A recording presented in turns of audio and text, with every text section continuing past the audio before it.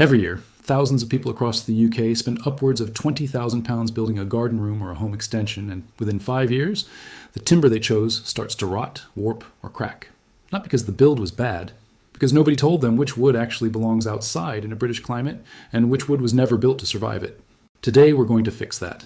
By the end of this video, you'll know exactly which timbers are worth the money, which ones are a false economy, and how to choose wood that will still look sharp in 20 years, not just 20 months.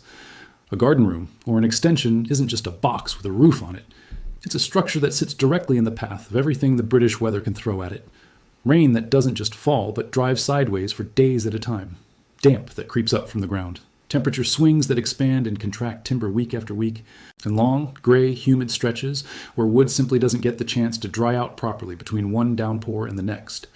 Most people don't think about wood species until it's too late. They see a nice sample board in a showroom. They like the color, and they assume that if it looks like good timber, it'll perform like good timber. But looks and performance are two completely different things. This is why so many garden rooms end up with cladding that's gone gray and patchy within 2 summers, or extensions with window frames that are already swelling and sticking by their 3rd winter. The timber wasn't wrong because it was cheap. It was wrong because it was the wrong species for the job it was being asked to do. Restoration is often possible, but restoration costs time, money, and scaffolding you didn't budget for. Choosing correctly the first time avoids all of that. So let's look at what you're actually choosing between. Before we get into the individual species, it's worth being clear about what best actually means in this context, because it's not the same question for everyone. For some people, best means the lowest realistic cost that will still hold up for a couple of decades. For others, it means the least maintenance possible because they simply don't want to be up a ladder oiling cladding every spring. And for others still, it's about a particular look, that warm, natural, almost Scandinavian aesthetic that only certain timbers deliver well. None of those priorities are wrong, but they do lead to different answers. So as we go through each timber, keep your own priority in mind, because the best wood for a low-maintenance rental garden office is very rarely the same as the best wood for a forever home extension where you're planning to enjoy every stage of its aging process.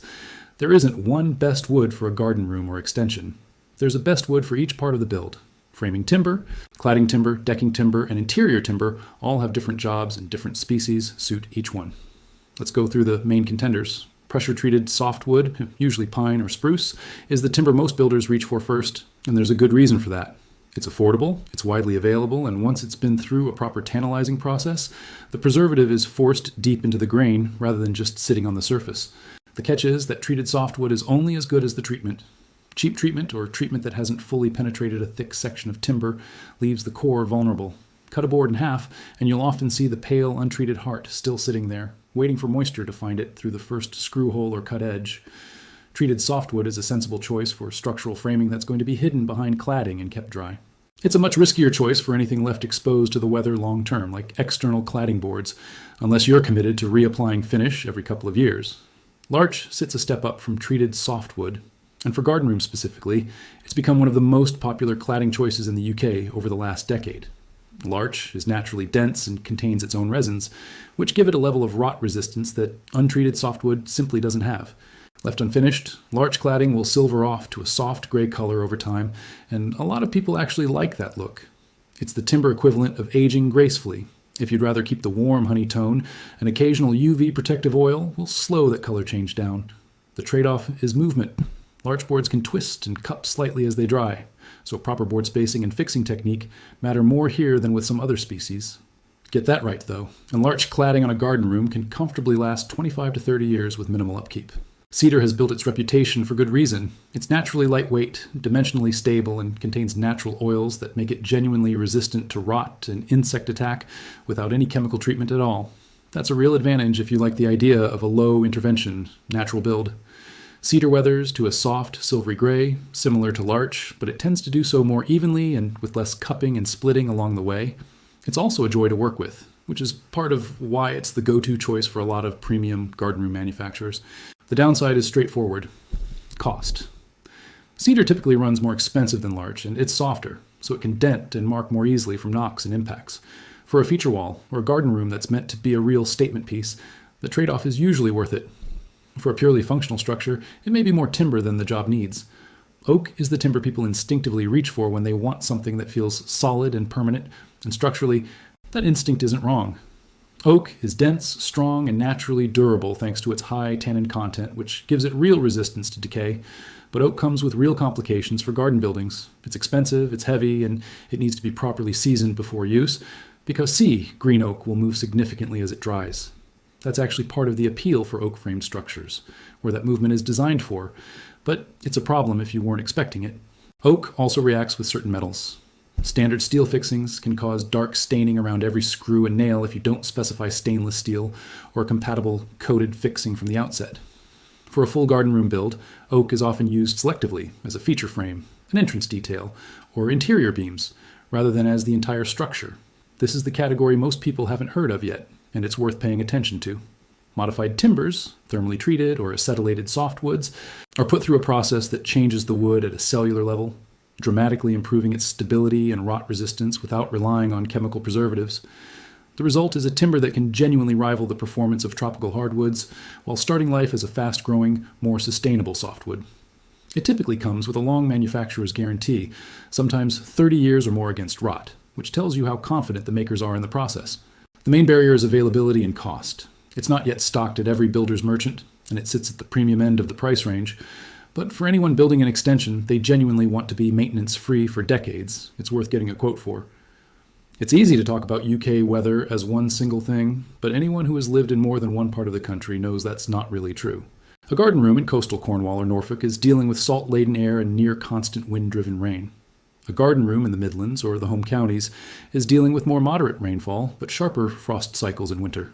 A garden room in the Scottish Highlands or the Lake District is dealing with genuinely high annual rainfall totals and long, damp spells, where timber barely gets the chance to dry between downpours. This matters because timber that performs perfectly well 40 miles inland can struggle on an exposed coastal plot. Salt air accelerates the corrosion of ordinary fixings and can dry out and roughen the surface of some softwoods faster than in a sheltered inland garden. If you're building anywhere within a few miles of the coast, it's worth specifying marine grade or stainless fixings as standard, regardless of which timber species you choose, and leaning toward the naturally durable options, cedar, larch, or modified timber, rather than a standard treated softwood. If you're in a higher rainfall region, ventilation behind the cladding becomes even more important than usual, and a slightly more generous drip detail at the base of the cladding, allowing rainwater to shed cleanly away from the wall rather than trickling back underneath it, will pay for itself many times over. It's tempting to compare timber purely on price per linear meter at the timber yard, but that number on its own is misleading. What actually matters is cost divided by realistic lifespan, plus the maintenance cost along the way. Treated softwood might be the cheapest to buy, but if it needs restaining every 1 to 2 years and realistically needs replacing or heavily restoring within 10 to 15 years in an exposed spot, the true cost over a 20-year period can end up higher than a timber that cost more to install but needed far less looking after. Larch typically sits in the middle. A larger upfront cost than treated softwood, but a genuine maintenance light lifespan of 25 years or more if it's simply left to weather naturally, or maintained with an occasional oil if you want to hold the color. Cedar and modified timber sit at the premium end, but both are genuinely engineered in the loosest sense to reduce ongoing maintenance to almost nothing. If your priority is a build you can largely forget about once it's finished, that premium upfront cost is very often worth paying, and it's worth asking any quote you receive to break down the timber cost separately from labor, so you can compare like for like. One more thing worth mentioning before we move into the practical walkthrough: where your timber comes from matters, both for the environment and, frankly, for quality control. Look for FSC or PEFC certification on any timber you're buying for a garden room or extension.